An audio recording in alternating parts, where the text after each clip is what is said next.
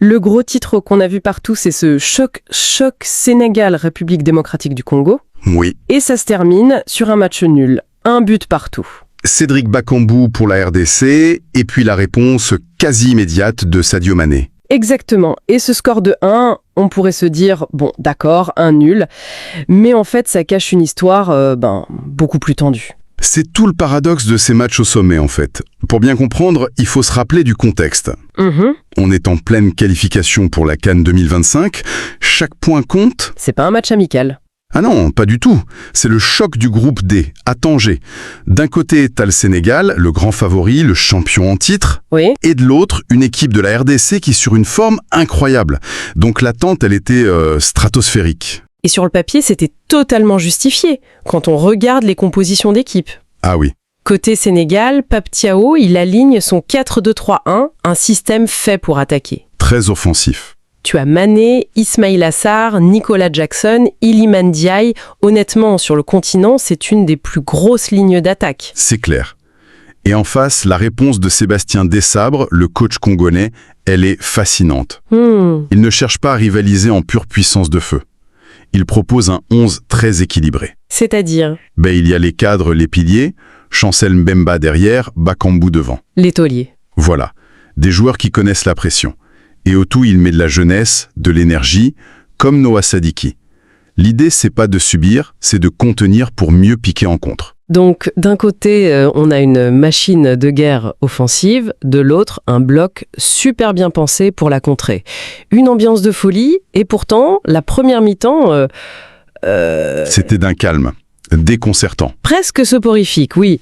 Alors, la question c'est pourquoi ? Pourquoi ce quatuor sénégalais si redoutable a été complètement muselé pendant 45 minutes ? Absolument. Et la raison, elle est purement tactique. La RDC a parfaitement lu le jeu sénégalais. D'accord. Le 4-2-3-1 du Sénégal, il dépend énormément de la connexion entre ses milieux et ses attaquants. Et Desabre le sait. Du coup, il a blindé son milieu et il a demandé de couper toutes les lignes de passe. Le résultat, c'est que Mané, Sarr, Ndiaye, ils ne recevaient aucun ballon dans les zones dangereuses. Donc ils devaient redescendre très bas pour jouer. Exactement. Loin du but. Donc ce n'était pas un problème de talent, mais bien un problème d'animation. Les attaquants étaient comme des îles. C'est une bonne image, ça. On a vu des tentatives de dribble, des exploits individuels, mais très peu de combinaisons de jeux rapides qui auraient pu faire mal. Une domination stérielle. C'est ça. Le seul frisson, en fait, il vient même de la RDC avec ce but de Wan-Bissaka. Ah oui, qui est refusé. Refusé logiquement pour hors-jeu, mais c'était un avertissement. Ça montrait bien que la RDC n'était pas là juste pour défendre. Ok, donc on comprend mieux. Ce n'était pas un manque d'envie, mais une vraie partie d'échec tactique. Totalement. On arrive à la mi-temps, 0-0. On se dit que le match a besoin d'un électrochoc. Et il va arriver, mais pas forcément de l'équipe qu'on attendait. C'est ça.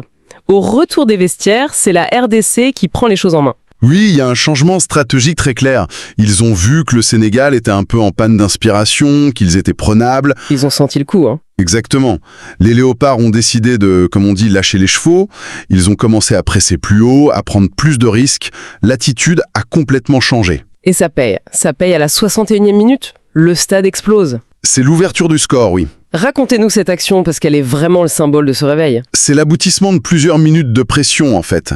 L'action part d'une récupération haute, le Sénégal est pris de vitesse, un peu désorganisé. Le ballon arrive vite dans la surface sur Cédric Bakambu, et là, c'est l'expérience qui parle. Le sang-froid. Le calme absolu. Là où beaucoup paniqueraient, lui, il conclut avec son instinct de renard des surfaces. Un geste clinique. Édouard Mendy est battu. 1-0 pour la RDC. Le plan parfait. Le plan a fonctionné à merveille. Le grand favori est mené, le Sénégal est dos au mur. C'est là qu'on voit la force d'une équipe et surtout l'intelligence d'un coach. Et la réponse de Pape Thiaw, elle est audacieuse. C'est le moins qu'on puisse dire. C'est un coup de poker. C'est un coup de poker, oui.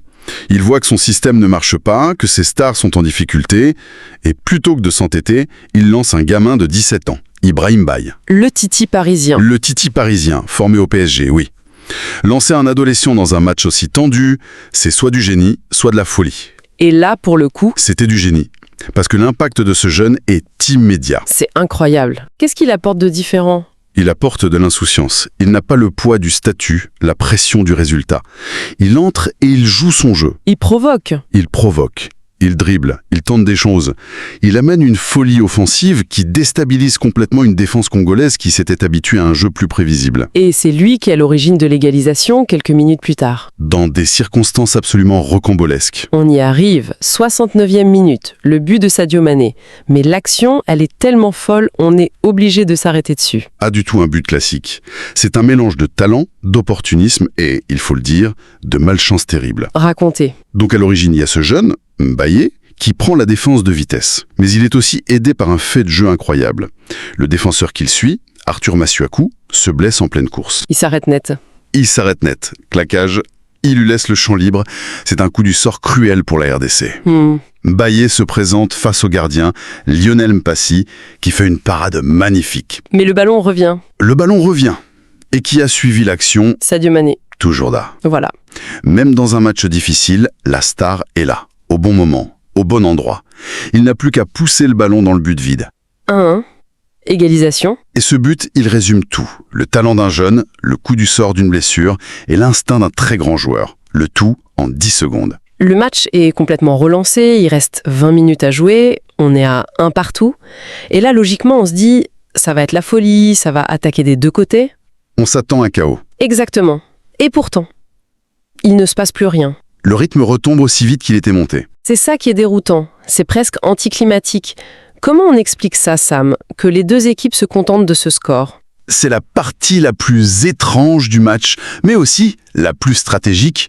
Ce n'est pas de la frilosité, c'est du pragmatisme. Un pacte de non-agression. Une sorte de pacte tacite, oui. Pour le Sénégal, qui était mené il y a quelques minutes, arracher un nul à l'extérieur contre le concurrent direct, c'est une excellente opération. D'accord, pour eux, ça se comprend.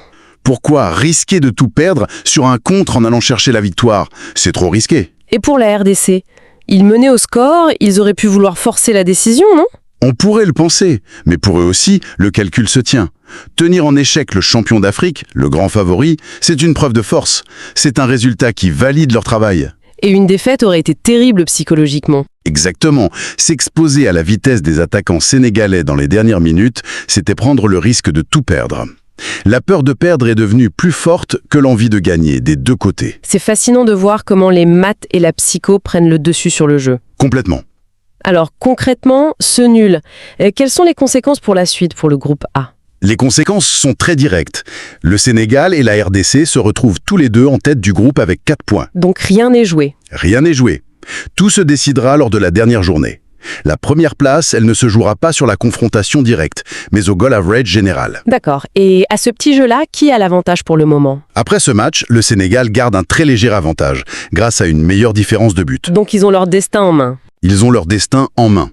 Pour la dernière journée, la RDC devra non seulement gagner, mais sûrement avec un plus gros score que le Sénégal, ou espérer un faux pas des Lions. Le suspense reste entier. Donc si on résume, un choc de titans, des compos de rêve, mais au final un match surtout tactique et un résultat pragmatique. Et c'est ça. Ce qui nous amène à une dernière petite réflexion. Ce match nul, est-ce que c'est le signe d'une gestion intelligente, mature, de deux équipes qui visent la qualif avant tout et qui savent que parfois le spectacle est secondaire ? Ou est-ce que ça révèle au contraire une certaine frilosité, un manque d'ambition de deux des meilleures équipes du continent qui auraient peut-être pu et dû nous offrir un spectacle un peu plus mémorable ?